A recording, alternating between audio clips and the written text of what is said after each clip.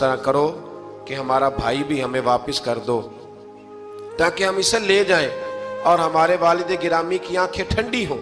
حضرت یوسف علی نبینا علیہ الصلوۃ والسلام ان کی باتیں بھی سننے لگے اور غور سے ان کے چہرے بھی دیکھنے لگے، غور سے۔ تو جب انہوں نے حضرت یوسف علیہ السلام کی طرف غور سے دیکھا تو حضرت یوسف کہنے لگے مجھے پہچانتے ہو؟ پہچانتے ہو؟ کہا نہیں۔ فرمانے لگے میں یوسف ہوں۔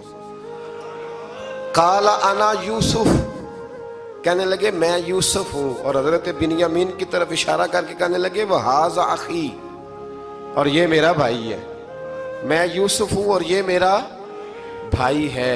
اور فرمانے لگے اللہ نے ہم پر احسان کیا ہے، اور جو تقوی اختیار کرتا ہے اور صبر کرتا ہے اللہ تعالیٰ اس نیک کے اجر کو کبھی ضائع، یہ نہیں فرمایا میں نے بڑے تقوی کیے پرہیزگاری کی تو بچ گیا، فرمایا جو بھی تقوی اختیار کرے گا، جو بھی صبر کرے گا، اللہ اس نیک کے اجر کو کبھی ضائع نہیں کرے گا۔ پھر فرمانے لگے جاؤ آج تم پر کوئی گناہ نہیں، جاؤ۔ ایک دم ہی اسی وقت ہی فرمایا جاؤ میں نے تمہیں معاف کیا، جاؤ میں نے تمہیں معاف کیا۔ اور فرمانے لگے میری دعا ہے کہ میرا رب بھی تمہیں معاف کر دے۔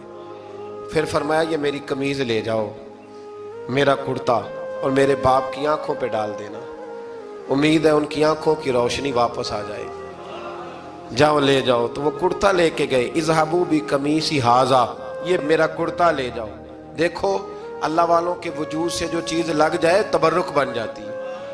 تو وہ کرتا لے کے گئے، بھائی ابھی دور ہی تھے، تو قرآن مجید کہتا ہے ابھی وہ دور تھے تو سیدنا یعقوب علیہ السلام فرمانے لگے بھئی مجھے یوسف کی خوشبو آ رہی ہے، مجھے نا یوسف کی، اللہ اکبر، کون اندازہ کرے باپ اور بیٹے کی محبت کا، مجھے نا خوشبو آ رہی ہے، یوسف کی خوشبو، مجھے خوشبو آ رہی ہے۔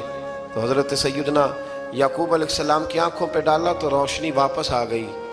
کعبہ جی ذرا چل کے دیکھو تو صحیح رب نے آپ کے بیٹے کو کتنی شانیں عطا فرمائی۔ چلو نا، یہ 72 لوگ تھے جو یہاں سے چلے کنان سے، اور ہزاروں کا لشکر لے کر حضرت یوسف آئے، ہزاروں کا لشکر لے کے والد کے استقبال کے لیے۔ اور جب باپ بیٹے کی ملاقات ہوئی تو امام غزالی فرماتے ہیں 4 لوگ دنیا میں بڑا ہی روئے ہیں، ایک حضور بڑا روئے ہیں امت کے غم میں، اور ایک سیدہ فاطمہ بڑا ہی روئی ہیں حضور کے وصال کے بعد، اور تیسرا فرماتے ہیں یعقوب بڑا ہی روئے ہیں حضرت یوسف کے لیے، بڑا ہی، اور چوتھے امام زین العابدین بڑا ہی روئے ہیں واقعہ کربلا کے بعد۔ یہ 4 لوگ بڑا ہی روئے۔ پھر جب ملاقات ہوئی دونوں کی تو اس درد سے ملاقات ہوئی کہ ہر آنکھ اشک بار ہو گئی۔ باپ بیٹا اتنی وارفتگی سے مل رہے تھے، اتنی وارفتگی سے کہ دائیں بائیں انہیں خبر ہی نہ رہی کہ باقی لوگ بھی ہیں۔ حضرت علامہ اسماعیل حقی نے لکھا ہے کہ جناب جبریل امین حضرت یعقوب کے کان میں کہنے لگے بس کریں، اوپر تو ذرا نظر اٹھائیں، فرشتے بھی دیدار کے لیے آئے ہوئے ہیں۔ دیکھیں اللہ کے فرشتے بھی آئے ہیں اس منظر محبت کو دیکھنے کے لیے۔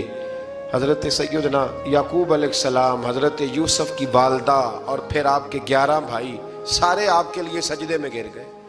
تو حضرت یوسف کہنے لگے ابا جی یہ وہ میرا خواب ہے جو میں نے بچپن میں دیکھا تھا، یہ وہ میرا خواب ہے۔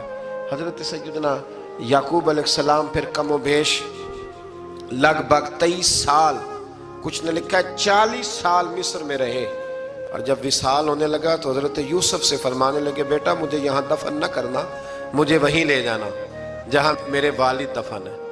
وہاں جا کے وہ دفن ہوئے۔ حضرت یوسف علیہ السلام نے پھر سالوں حکومت کی مصر پر، پھر وہیں ان کی تدفین ہوئی، اور جب تدفین ہوئی تو اختلاف ہو گیا، ہر قبیلہ کہتا تھا ہم نے اپنی طرف یوسف کو دفن کرنا ہے، اس لیے کہ جس طرف ان کو دفن کریں گے خوشحالیاں ہوں گی۔ پھر فیصلہ ہوا کہ سنگ مرمر کے تابوت میں رکھ کے حضرت یوسف کو دفن کیا جائے، اور دفن کرنے کے بعد ایسی جگہ پہ دفن کیا جائے جہاں سے پانی چھو کے گزرتا ہے۔ تو ان کو وہاں دفن کیا گیا، پانی چھو کے گزرتا تھا، لوگ کھیتیوں کو لگاتے تھے اور مصر سرسبز و شاداب رہتا تھا۔